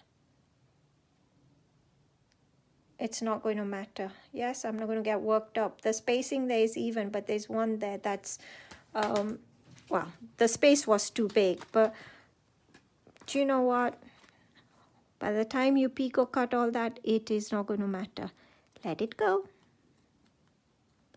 Let it go. There's a lot more things in life we can worry about. We don't need to worry about, but we will. So certain things we just have to just forget. And just enjoy this for, will I get one? Again, I think, yeah, again, it's too close, but it's okay.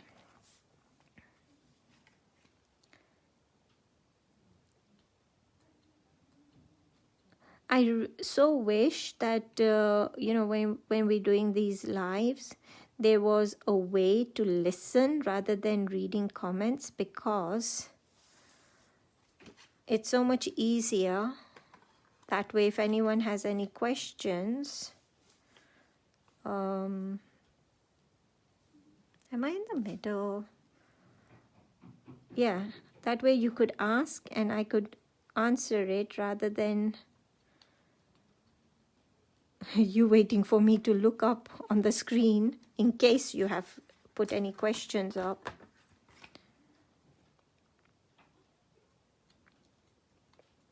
As you know, I once this video finishes, and if I don't click anything, you know, stupidly random, it will be on this page for you to view later.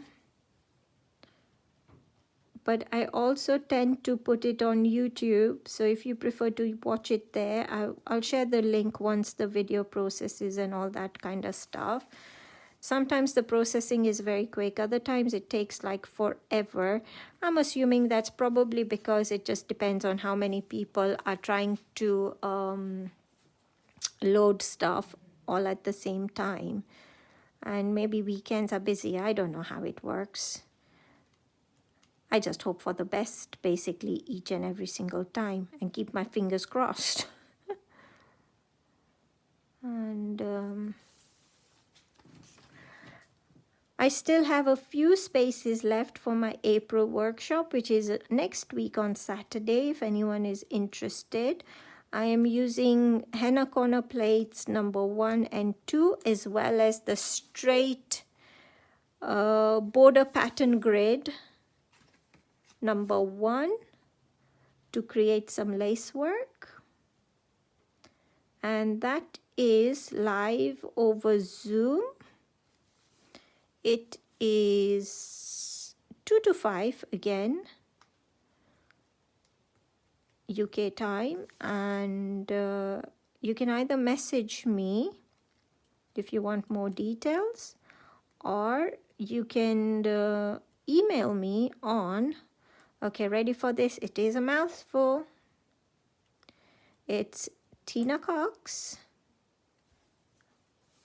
I've forgotten the rest. That was a good start. Tina Cox. Well, at least I know my name. That helps, doesn't it?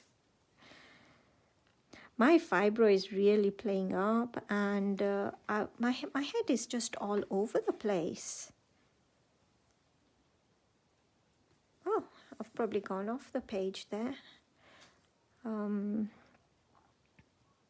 Next time, do you know what I should do? I should just write it down and have a piece of paper by me. And that way I just put, here it is. Write it down. Easier to just actually message me, isn't it? Rather than what I'm trying to do. Oh, I know what it is. It's Tina Cox Creative Coaching at gmail.com. There you go. Finally,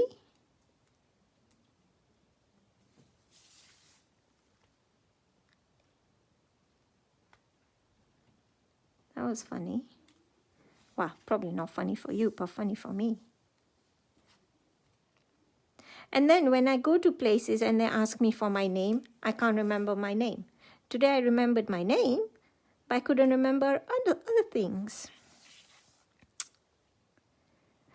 When the kids were younger and at school, you know, I rarely remembered their teachers' names. There were very few teachers that I remembered by their names. So for me, whenever I needed to ask them something about a particular subject or what happened or something, I would just usually say, what did Mrs. Art say, or what did Mr. History say, or I always call them by Mr., Mrs. or Miss subject, which is really bad, and I hope none of the teachers are watching this. That could be a bit embarrassing now that I've said it out loud. And it's really funny. And this is why, you know, people ask me, why am I calling my kids baby boy, baby girl? But trust me, it's a lot easier to call them that than try and remember their names. Except, can we not say that to my kids? Don't think they would be pleased. No, actually, they know I don't remember names, because sometimes I'll be asking Megan, what's your brother called? And they're just looking at me thinking, oh my gosh, Mom, you can't remember your son's name, really? I'm like, well, this is why I call you baby girl and baby boy. It just makes it so much easier, right? Keeping things simple. That is what everyone in life needs to do. Keep things simple.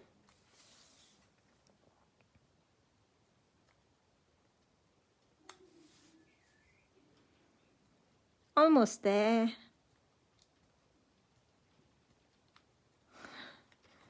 How's that? Is that all of it? Yeah, that's all of it. There is a tiny bit that is bothering me.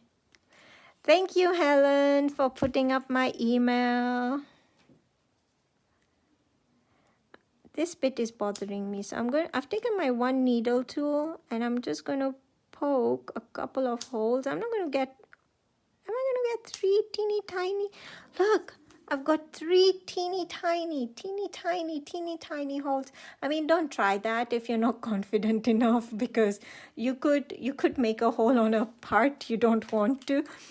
When I'm perforating, and when you perforate, what you want to try and do is try and not go on the white outlines, because when you go on the white outlines, it sort of breaks it breaks the outline, doesn't it?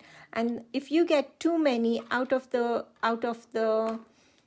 if you get too many on the white outline, I'm looking for my scissors while I'm talking. That's why I'm not being able to get the words, and I have no idea where I put my scissors. Yeah, if you get too many.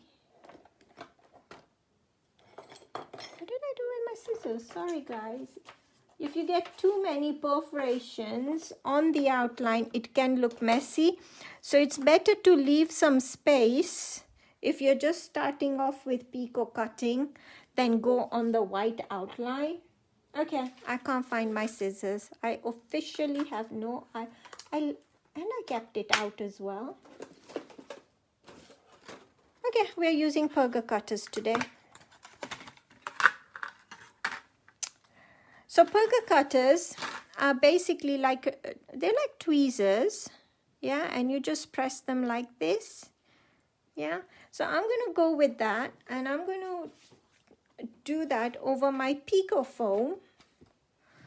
So with the perga cutters, I like to have the curve downwards, and keeping it as low to the paper as possible, I'm going to put just the tips into the 2 holes, and as I'm sort of closing them shut, I'm going to give it a little teeny tiny twist. Why is it not going in? There you go. Towards my right. After I've done my first cut, after that, I am twisting towards my previous.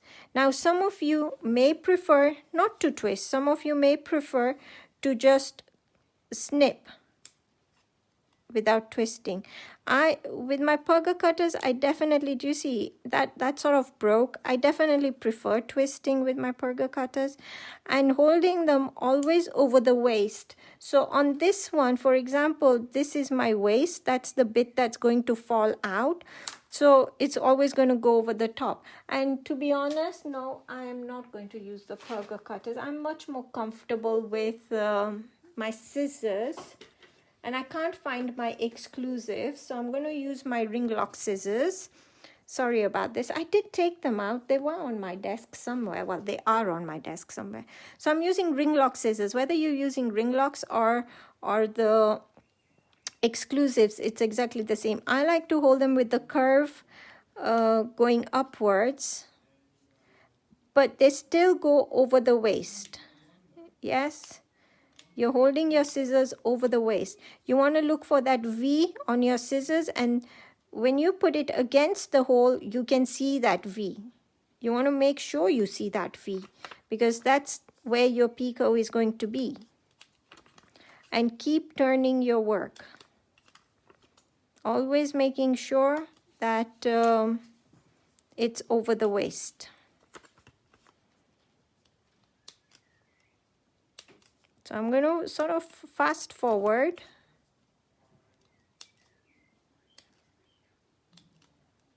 And there you go. Yeah. Well, I hope you can see. I can't see. You know, I need to find a better clamp for my camera where I can actually see what what's on the screen. So I'm going to do that all the way around.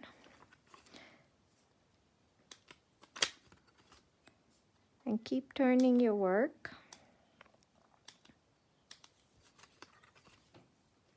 So the next one is, the Facebook Live is 2 weeks from today. Same time, same place. And I know I definitely want to use this grid background, so I'm definitely using that. I don't know what else I'm using with it, but I'm definitely using this grid because I have got an idea for it. Next week like I said, I'm doing the workshop. So I may use, because I know those plates will still be on my desk, so I may go with those same plates. Or I may dig out some new ones. I don't know. I'll see. But I'm definitely using this one. So if you like the look of this and you don't have it, you may want to get it while Clarity have the sale on. And there is so many uses for it. I don't think it is one you would regret getting. So, put it on your wish list for later, if not now. I'm doing all the ones sort of that, all the holes that are in the same kind of direction at the same time.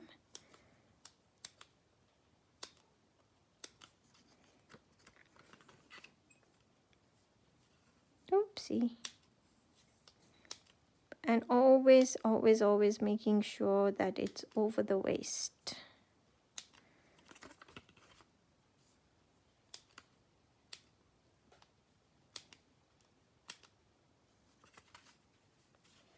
I can, if you want, while I'm cutting this. If you have any questions, I'll try and look up and stuff and try and answer them. Because rather than me waffling about random stuff, I can waffle about whatever. I can waffle about whatever question, whichever question. Waffle about any question that you may have. I'm quite happy to waffle, basically. Oh yeah, I like the sound of the picos as well, Robin. There's something really nice about it, isn't it? It used to drive my husband absolutely mad, because it used to usually be in the evening when he was trying to watch TV, and I would be going snip, snip, snip.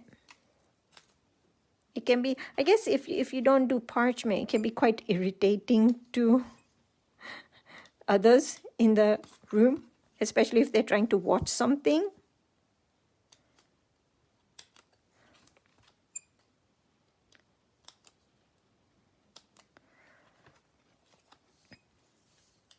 Look,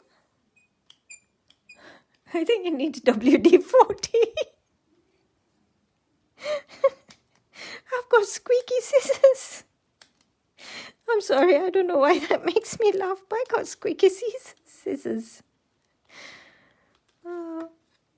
My joints need WD-40 as well. I don't know how many of your joints need WD-40. Oh my gosh, that's so funny. I can't believe my scissors are squeaky.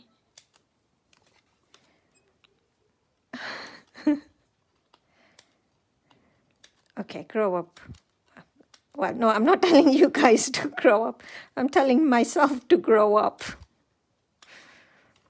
If random stuff like that comes out of my mouth, trust me, usually I'm not telling you guys, I'm talking to myself.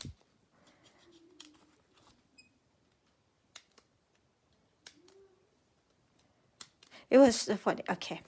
Is there any questions I should have been looking at in the last few minutes after saying, ask me your questions? No, there isn't. Okay, I'll tell you another story in that case. This bit hasn't fallen out, so it's attached somewhere and you just need to find it. Talking about random stuff that comes out of my mouth, right? Picking up the kids from school. They were young. They were, I think, about 9, 10. My son or something, and on the way back I asked, what did you have for lunch? And bless, he was in the middle of explaining to me what he had for lunch, something about fish and something or another, goodness knows. I mean, yes, as a mother I should have been focusing on what he's saying, because I'm supposed to have been interested, and was I interested? I don't know, probably not. I should have been, yes. But on that day, I don't think I was focused enough, because he was telling me about his lunch. And suddenly this cyclist sort of came right in the middle of the lane. He was riding his cycle on the side, but I don't know what came over him. He decided he was going to ride his bicycle right in the middle of the lane, and he did it so suddenly that out of my mouth came out should I be saying it? I wasn't swearing. I mean, it's stupid, the word stupid, swearing. I mean, now that I've said it, I don't know, a bit late now. So anyway, I said stupid nutcase psycho, to him. In the car, obviously, he couldn't hear me, but we pretend, right, that they can hear us. And that's, those 3 words came out. And the kids didn't know why I said this. And bless, my son thought, as he's telling me what he had for lunch, I was calling him stupid nutcase psycho. I felt so bad because it came out completely out of context from my mouth, and he didn't realize I was calling the cyclist that.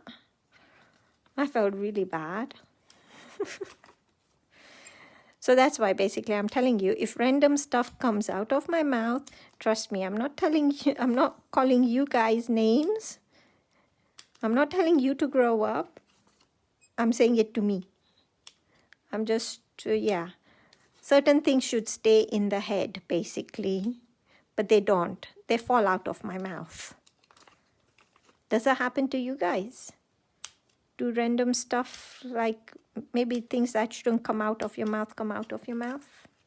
Happens to me very often, actually. How are we doing for time? I'm sure we overshot the 1 hour mark and the 1.5 hour mark.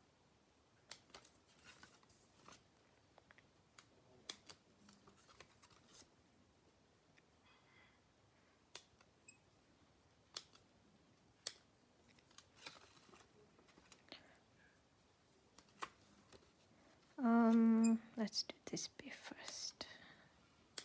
Last couple of sections, and then you can go. I guess. Some of you probably have left because it just, you know, as much as I try and keep it short, it just never is. And as well as being Saturday and usually family time, there's always other things to do, isn't it? Especially for those who go to work during weekdays. They've got so many things to catch up on a weekend. So I can understand when people can't join or have to leave early, and it's absolutely fine because this is recorded and, you know, it will be there to watch later if you so wish. I'm going to do this one while I'm at this angle. And there's only the highlight left to do on this.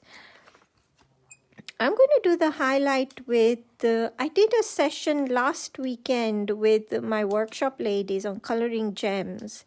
And definitely a lot of them felt that they struggle with the white gel pen. And one of the ladies suggested a Posca pen and whether I had tried it. Now, to be honest, I hadn't tried a Posca pen for the highlight. But we tried it during the session and it worked really well. So I'm going to use a Posca pen, which is available from ClarityStamp as well, to do my highlight because I think it's become my preferred way of adding that on, as opposed to the gel pen. I mean, by now the oil will have evaporated. We've left it such a long time that the gel pen would hopefully work. But the Posca pen definitely gave a much smoother result. So I'm going to use that. Voila. No, there's one left somewhere. There we go. There we go, there we go, there we go. So that's what we have so far. Let's bring a hard surface there. Move the soft one out of the way. I still haven't seen my exclusive scissors. I don't know what I did with them. So there we go. Yeah, that's all cut out in the middle. So now just to add the little highlight there, and like I said, I'm going to use a Posca. I'm using the 0.7. Yeah, the 0.7. This is the bullet shape. They do the fine tip as well in 0.7. So I'm going to use this. Give it a quick shake to get it nice and white. I like doing this. And yes, at some point someone will have to tell me stop. I think I've done it enough, but I just like doing this. So yeah, I'm still doing it. But no, I'm going to stop. And hopefully, let's see. Yep, there we go. So I've tried it on the side. So now what I want to do is, do I do just one or should I do a double? I don't know. I'm going to actually keep it quite simple. Yeah, let's keep it simple. I'm just going to do one following the curve of, oopsie daisy, the curve of the circle, and dot dot, and maybe break it up there, dot. And I'm going to leave it at that. That's quite cute. Am I going to leave it at that? She says that she's going to leave it at that, except she wants to play.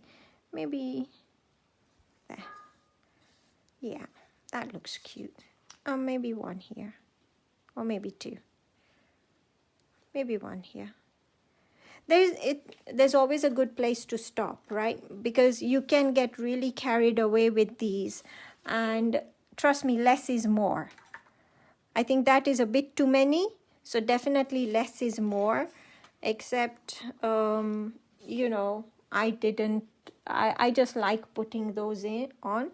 So next thing what's left is, I should let that dry, but it's basically putting a thing there. But I want to hold these together. Now I can't put a brad on that. So what I'm going to do is I'm going to get, of course I am, aren't I? I'm going to get my sequence box, as a lot of you have seen. Yes, my happy box. And I'm going to pick 3 sequins. I don't know what color do I want. What color should I go with? Should I go with yellow, or should I go with pink? Or should I go with clear? Yellow, pink, yellow, pink, yellow, pink. What should I go with? I should maybe put it on there and decide what should I go with. I am going to go with, that's pretty. Okay, let's find those. Or should I go with purple? I just saw a purple one. Oh yeah, I found the color. I'm going to go with purple. So I need 3 purple. I mean, obviously you guys don't need to put sequins if you don't want to. But I have got a lifetime and then a few more lifetimes worth here. So obviously I'm going to use them. And it is my happy box. It just makes me happy. So I'm going to use them. Oopsie daisy, oopsie daisy. And to stick the sequins, what I use is I use glue dots. And someone last week asked me what size glue dots I'm using. These are the 3mm glue dots. They're small enough. So I'm going to, hold on, let me move this out of the way. And I'm going to put one there. Where am I going to put another one? Should I put it there, there, there? I don't know. Yeah, let's put one there. And let's put one here, here, here. That's good. Oh, and to stick this onto this tag, because I'm not going to use a brad, I'm going to turn it over. I'm going to get a pokey tool. I'm going to pick up some of these. I don't know, can you see? I'm going to pick up this, put it on the back where the sequin is.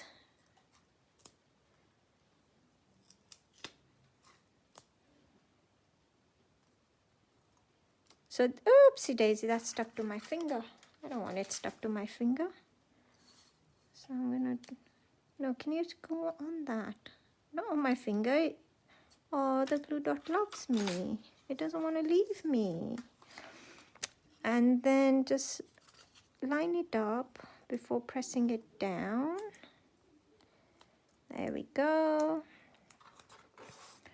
And a bit of string or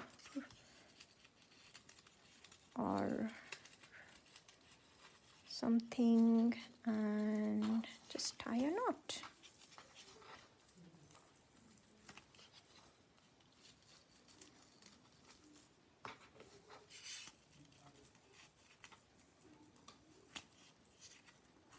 There we go. There's the gem. Trim off the excess, depending on how long you want it. And here we go. So there is the white, the one with the gem, and here is the same design, same layout, but with a 3D flower. One's going this way, one's going that way. And yeah, two versions, two different colors, slightly different, not overly different, but slightly different. And there you go. Hopefully you enjoyed that. And I'll see everyone at the next one. Any questions? Let me have a quick scroll through. Nope, no questions. Okay. Well, see you all again, whoever can join me in a couple of weeks. Some of you I'll see in the workshop next week, which I absolutely love and I'm looking forward to. And have a good week, couple of weeks. Till next time. Take care. Bye, everyone.